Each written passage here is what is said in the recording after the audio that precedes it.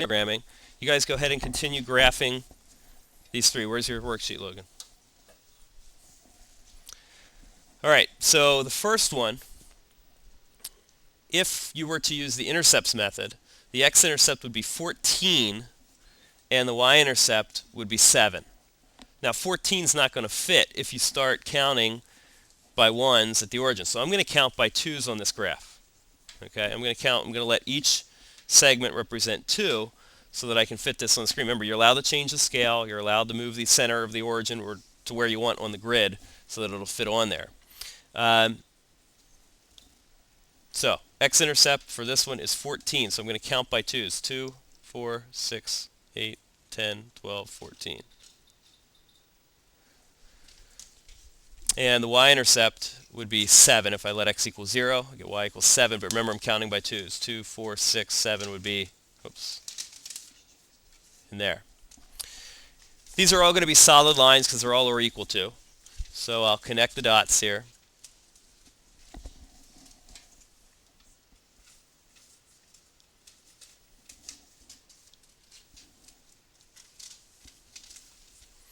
Does 0, 0 make this true? Is 0 less than or equal to 14? Yeah. Yeah, so I'm going to shade. And again, what I'm saying is just do some light shading in this one direction so that we can see where the overlap is. We don't want to get too heavy with the shading so we can't tell what's shaded and what's not when we look for overlap. All right, the next one. This one, we can't use the intercepts method because they both go through the origin. So I'm going to have to rearrange the second equation. I'm just going to add y to both sides. 3x is greater than or equal to y, which means y is less than or equal to 3x. That's like 3x plus 0. So the origin is the y-intercept and the slope of 3. But remember, I'm counting by twos, so up 3 over 1. Somewhere in there, down 3 over 1. Put me in here somewhere. Again, a solid line.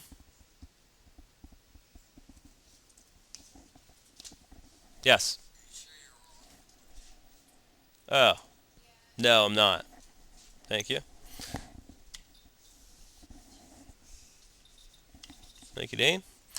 So the origin was here, and then up 3 over 1. We're down 3 over 1. Yeah.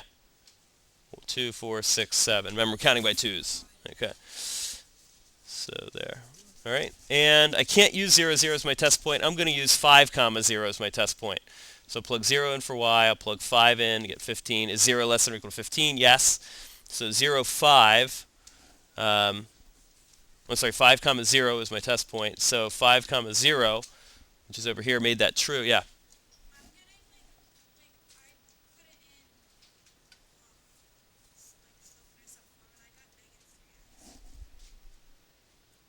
Did you subtract 3x and then divide by negative 1?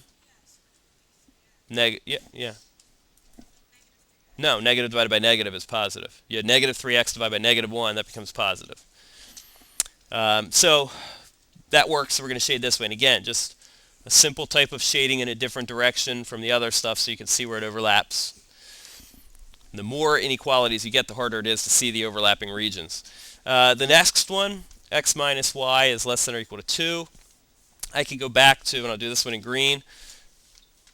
Guess we could do slope-intercept form. Negative y is less than or equal to negative x plus 2. Then divide by negative 1. Be careful, the symbol reverses when you do that. Y is greater than or equal to x minus 2. So that's a, remember I'm counting by twos here, so there's 0, negative 2, and then a slope of 1. Up 1 over 1. Up 1 over 1. Up 1 over 1. Down 1 over 1. Whoops.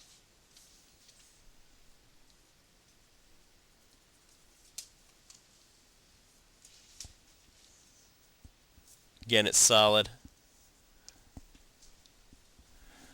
And I'll test 5, 0 again on this one.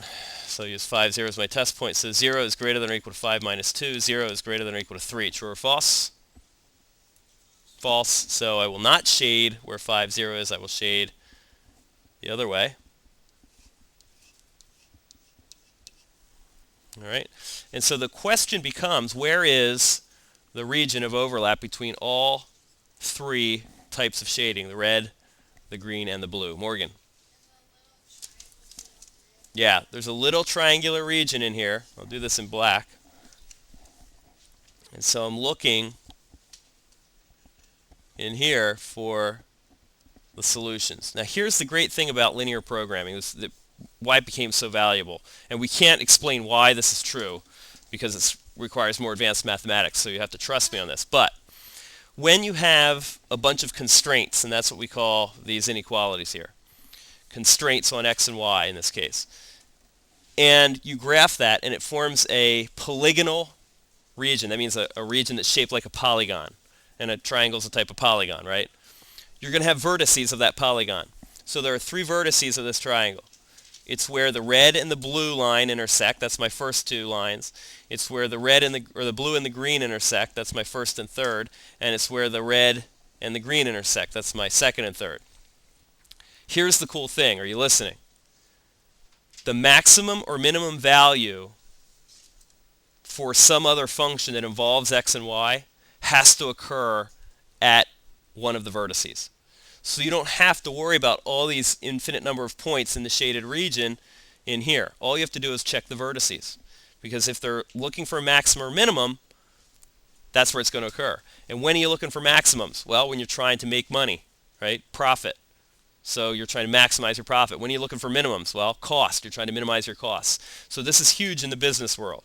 You're trying to minimize the wait time, maximize the use of space. So you're always trying to maximize and minimize things in the real world, and the great thing is all you have to do is look at those points of intersection.